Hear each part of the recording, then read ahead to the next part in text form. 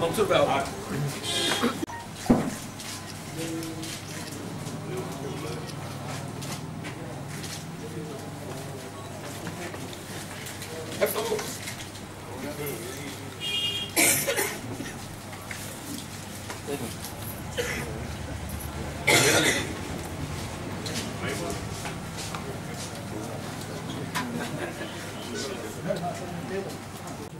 ఎప్పుడెప్పుడా ఎదురు చూస్తున్నటువంటి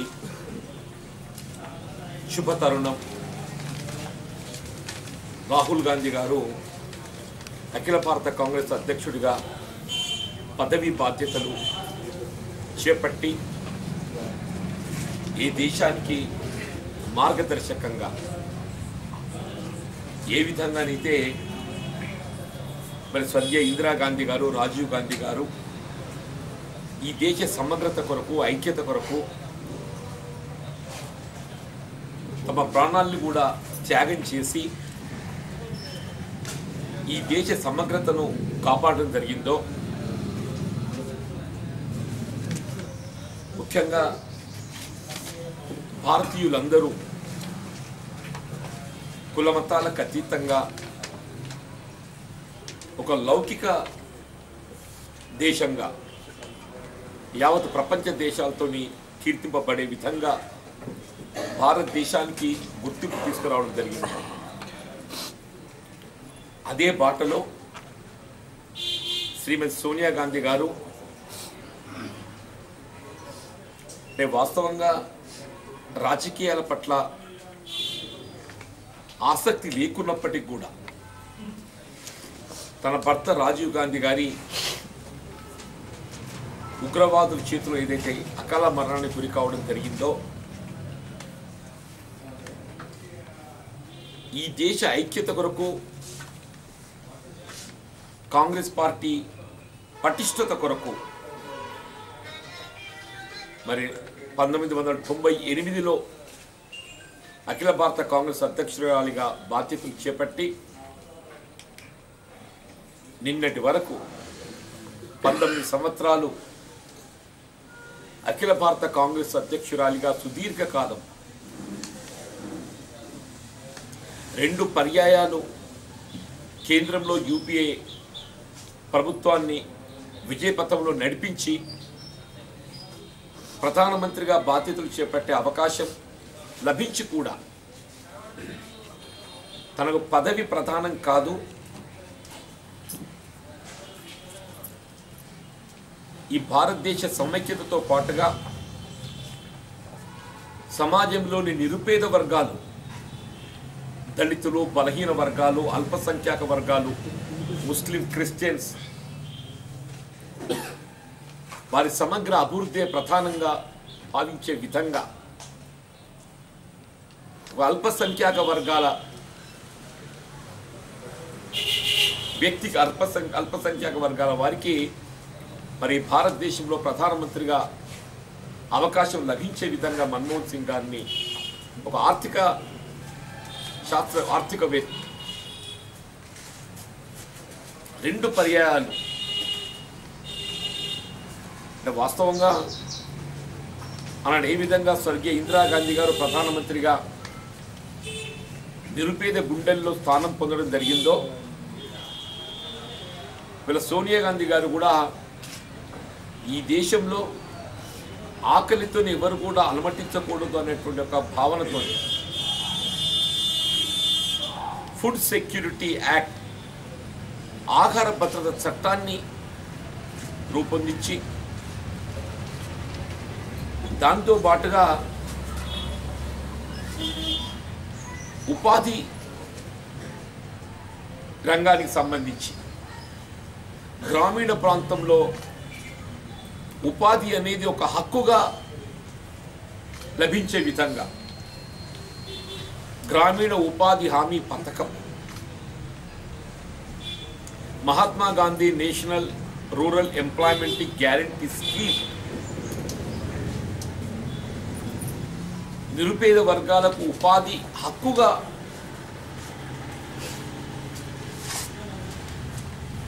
లభించే విధంగా చట్టాలను రూపొందించటం, దానికి తోడు అవినీతికి రూపుమాపాలనే భావనతోని, అవినీతి కళ్ళెం వేయాలనేటువంటి ఒక భావనతోని పాలన పారదర్శకంగా కొనసాగే విధంగా సమాచార హక్కు చట్టం అని చెప్పంటాం.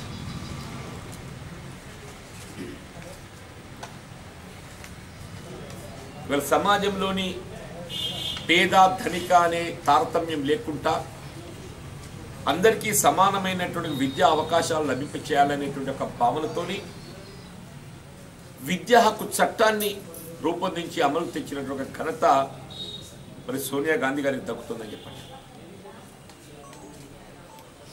సరే, మారిన కాలానికి అనుగుణంగా 2 పర్యాయాలు యూపీఏ ప్రభుత్వం కొనసాగడంతో ప్రజలు కొంత మార్పు కోరుకోవటం, దానికి అనుగుణ ఎన్డీఏ అధికారానికి రావచ్చుగా. కానీ ఈ 3.5 సంవత్సరాల కాలంలో దేశంలో ఎన్నడూ లేని విధంగా అల్పసంఖ్యాక వర్గాలు అభద్రతకు లోనే విధంగా అని చెప్పంటారు. ఎన్నడూ లేని విధంగా అల్పసంఖ్యాక వర్గాలు అభద్రతకు లోనే విధంగా పాలన అనేది కేవలం రాజకీయ పరంగా మాత్రమే పాలన చేపట్టే విధంగా మన దేశం ఏదైతే ఉన్నదో పురోగమించాల్సినటువంటి ఒక దేశం తిరోగమన దిశగా, పురోగమించవలసిన ఒక దేశం తిరోగమించే విధంగా అని చెప్పండి. మీ పెద్ద నోట్ల రద్దే కానివ్వండి, జిఎస్టీ కానివ్వండి, మీరు ఏ రకంగా చూసినా కానీ నిరుపేద వర్గాలపై భారం పడే విధంగా మరి కేంద్ర ప్రభుత్వ నిర్ణయాలతోని సామాన్య ప్రజానీకం ఇబ్బందులు ఎదుర్కొంటుంటే ఇవాళ దేశానికి మార్గదర్శకంగా భవిష్యత్ తరాలకు ఏదైతుందో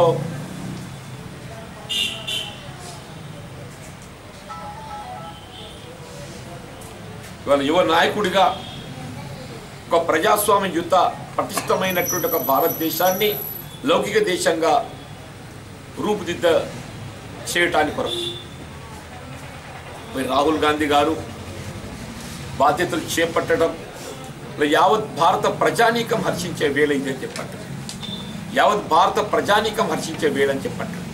ఇది కేవలం కాంగ్రెస్ పార్టీకే పరిమితమైనటువంటి అంశం కాదని చెప్పండి. యావత్ భారతదేశం ఆకాంక్షలకు అనుగుణంగా రాహుల్ గాంధీ గారు ఏదైతుందో మరి ఏఐసిసి అధ్యక్షుడిగా బాధ్యతలు చేపట్టడం ఇవాళ ఒక ఆశా కిరణాలు కనబడుతున్నాయని చెప్పండి. ఇలా సోనియా గాంధీ గారు మరి ప్రత్యక్ష రాజకీయాలకు తప్పుకుంటామని చెప్పి భావించడం కొంత బాధాకరం. ముఖ్యంగా తెలంగాణ ప్రాంతానికి, తెలంగాణ రాష్ట్రానికి ఏదైతుందో కొంత ఇది బాధాకరం. వాస్తవంగా తెలంగాణ రాష్ట్ర ఏర్పాటు అంశానికి సంబంధించి ఒక దృఢ నిశ్చయంతో సుదీర్ఘకాలంగా నానుతున్నటువంటి ఒక ఈ తెలంగాణ రాష్ట్ర ఏర్పాటు అంశానికి తెరదించే విధంగా ప్రజల ఆకాంక్షను గుర్తించి వీళ్ళ విద్యార్థులు, నిరుపేద యువత, నిరుద్యోగ యువత ఆత్మత్యాగాలు, బలిదానాలకు ముగింపు పలకాలనేటువంటి ఒక భావనతోని రాష్ట్ర ఏర్పాటుతో సీమాంధ్రలో కాంగ్రెస్ పార్టీ కనుమరుగవుతుందని ఊహించి కూడా రాష్ట్ర ఏర్పాటుపై నిర్ణయం తీసుకున్నటువంటి దృఢ సంకల్పురాలు సోనియా గాంధీ గారికి. ఇలా ఆమె ప్రత్యక్ష రాజకీయాలకి వెళ్ళి తప్పుకుంటా అని చెప్పని భావించడం కొంత బాధాకరం. అయినప్పటికీ ఇలా కాంగ్రెస్ పార్టీ ఆమె ఆశీస్సులు ఎప్పటికీ ఉంటాయి.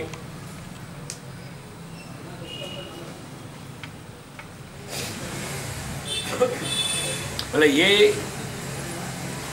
అవకాశాల రాజకీయాలకు తెలియజేయడం జరుగుతుందో ఎన్డీఏ అవకాశ రాజకీయాలు తెలియజేయడం జరుగుతుందో వాస్తవంగా గుజరాత్లో మరి జరిగిన ఎన్నికల ప్రచార సరళిని చూస్తుంటే ఆశ్చర్యం కలుగుతుందని చెప్పంటారు. వీళ్ళు కేసీఆర్కు రోజులు దగ్గర పడ్డాయని చెప్పానంటే అది కేసీఆర్ని ఏదో భౌతికంగా తుదముట్టించడానికి మాట్లాడినట్టు. రాజకీయంగా మణిశంకరయ్య గారు ఏదో సందర్భంగా ఏదైతున్నదో మోడీ గారిని తొలగిస్తేనే కానీ మోడీ గారు జరిగితేనే కానీ దేశానికి మేలు జరగదని చెప్పని పేర్కొంటారు.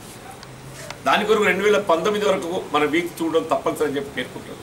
దాన్ని మణిశంకర్ సుపారీ ఇచ్చింది. గుజరాత్లో ఎన్నికలు జరుగుతుంటే పాకిస్తాన్తో ముడిపెట్టడం, గుజరాత్లో ఎన్నికలు జరుగుతుంటే పాకిస్తాన్తో ముడిపెట్టడం, ఇలా పాకిస్తాన్ సందర్శించి పాకిస్తాన్ ప్రధానితో అలాయ్ బలాయ్ చేసుకొని కశ్మీర్లో ఏం జరుగుతుందో కూడా మనం ఊహించలేము. ఆ విధమున్న పరిస్థితి అని చెప్పంటుంది వాళ్ళ. వీళ్ళు భారత ప్రభుత్వం తమ వైఫల్యాలను కప్పిపుచ్చుకోవడానికి కొరకు ఏదైతే ఉన్నదో దేశ ప్రజలను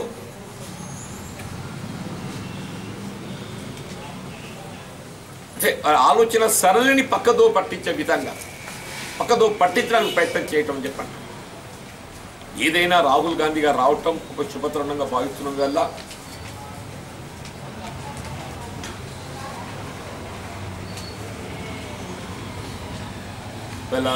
ఈ శుభ సమయాన్ని జగిత్యాల పాత్రికేయులతో పంచుకోవాలని చెప్పని భావించటం మా మిత్రులందరం కూడా మీరు మాకు సమయం కేటాయించినందుకు ప్రత్యేకంగా ధన్యవాదాలు చెప్తున్నాం.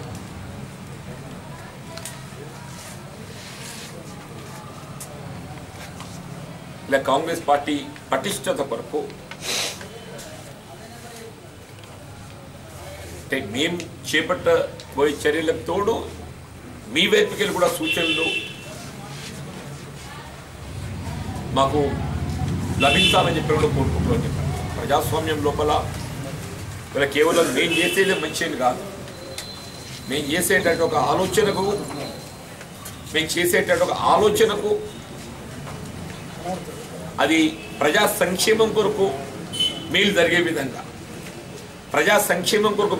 విధంగా మీ యొక్క ఆలోచన సరళి మీ యొక్క సూచనలు కూడా మాకు ఎప్పటికప్పుడు అందజేయాలని చెప్పని మేము జైత్యాల పత్రిక సోదరులందరినీ మేము విజ్ఞప్తి చేస్తున్నాం.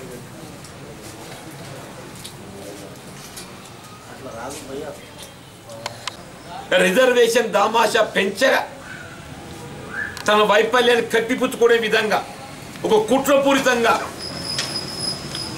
అంటే ఆదివాసులతో సమావేశం ఏర్పాటు చేపిస్తున్నాడు, సభ లంబాడులతో ఏర్పాటు చేపిస్తున్నాడు, అంటే వాళ్ళతో ఉద్యోగం చేపిస్తున్నాడు, వీళ్ళతో ఉద్యోగం చేపిస్తున్నాడు. నిజంగానే ఎవరైనా జన్మతః కాకుండా ఇతర రాష్ట్రాల్లో జన్మించి ఇక్కడ రిజర్వేషన్ సౌకర్యం పొందాలని ప్రయత్నించాలి, తొలగించాలి. ఇప్పుడు సుమన్ రాథోడ్ ఉంది, ఎగ్జాంపుల్ చెప్తున్నాను నేను. సుమన్ రాథోడ్ ఏదైతుందో జన్మతః ఆమె తెలంగాణ ప్రాంత వాస్తవ్యురాలు కాదు. She born in Maharashtra. పెళ్లితోని మన ప్రాంతానికి వచ్చింది, ఆమె కులం మారది. జన్మతః తెలంగాణ రాష్ట్రంలో జన్మించిన వారికి మాత్రమే రిజర్వేషన్ వర్తిస్తుంది. జన్మతః తెలంగాణలో జన్మించిన వారికి మాత్రమే రిజర్వేషన్ వర్తిస్తుంది. వలసవాదులకు ఏదైతుందో ఎవరికి వర్తించదు. ఆదివాసీలకు ఈ అపోహ తొలగించాల్సిన బాధ్యత రాష్ట్ర ప్రభుత్వం మీద ఉంది. ఆదివాసీలకు ఏదైతే వీళ్ళ వలసవాదులు గిరిజన రిజర్వేషన్లను కాజేయాలని ప్రయత్నం చేస్తున్నారని ఏదైతే భావన వాళ్ళు కలిగి ఉన్నారో దాన్ని అంటే ఒక విధంగా పరిష్కరించే విధంగా మీరు ఎవరైనా ఇతర ప్రాంతాల్లో ఇతర రాష్ట్రాల్లో జన్మించి ఇక్కడ గిరిజన సౌకర్యాలు పొందుతున్నట్టయితే లైక్ ఇంకా పేరు చెప్పదు దాని మీద కొంచెం అది మా మిత్రుడు ఉన్నాడు కదా ఇప్పుడు కేటీఆర్ మామ లేడా హరినాథరావు అట్లుంటే వాళ్ళు తొలగించండి. అట్లా కాకుండా ఇదేదో చూసి తమాషా చూసినట్టు చూస్తే ఎట్లా? ముఖ్యమంత్రి గారి ఆధ్వర్యంలో ఏదైతుందో ఇటు ఆదివాసులతో ఇటు లంబాడితో సమావేశాన్ని ఏర్పాటు చేయండి. ఆదివాసీలతో లంబాడీలతో ఒక సమావేశాన్ని ఏర్పాటు చేయండి అని చెప్పంటున్నాను నేను. ఆదివాసులకు ఉన్న అభ్యంతరాలు ఏంటి, లంబాడీల చేరికతో ఏదైతుందో ఉద్భవించిన పరిణామాలు ఏంటి, దాంతో నిజంగా ఆదివాసులకు నష్టం జరుగుతుందా? లంబాడీల చేరికతో ఏదైతుందో జనాభా పెరుగుదల వచ్చింది. జనాభా పెరుగుదలతో అనుగుణంగా వాళ్ళకి ఏదైతే రిజర్వేషన్ సౌకర్యం వస్తున్నది. లంబాడీలు తొలగిస్తే ఆ జనాభా తగ్గుతుంది, రిజర్వేషన్ తగ్గుద్ది. నీకు వచ్చేది ఏందల్లా? నీకు వచ్చేది ఏం లేదు కదా. కాబట్టి అపోహలు తొలగించే విధంగా ఇరు వర్గాలతోని సమావేశం ఏర్పాటు చేసి తొలగించి నువ్వు తక్షణమే 10% రిజర్వేషన్ అమలు చేసినట్టయితే ఇదంతా సవ్యంగా ముందుకు పోతుంది. అది లేకుండా ఉదికి అక్కడ హింస అదే జరుగుతుంటే ఇక్కడ తెలుగు మహాసభల పేరట ఏదైతే ఉత్సవాలు జరుగుతుంది. రాహుల్ గాంధీ జిందాబాద్, రాహుల్ గాంధీ జిందాబాద్, జై కాంగ్రెస్, జై కాంగ్రెస్, జై కాంగ్రెస్, జై కాంగ్రెస్. శివనగర్ నాయకత్వం వర్ధిల్లాలి, రాహుల్ గాంధీ గారి నాయకత్వం వర్ధిల్లాలి. జై కాంగ్రెస్, జై కాంగ్రెస్, రాహుల్ గాంధీ గారి నాయకత్వం.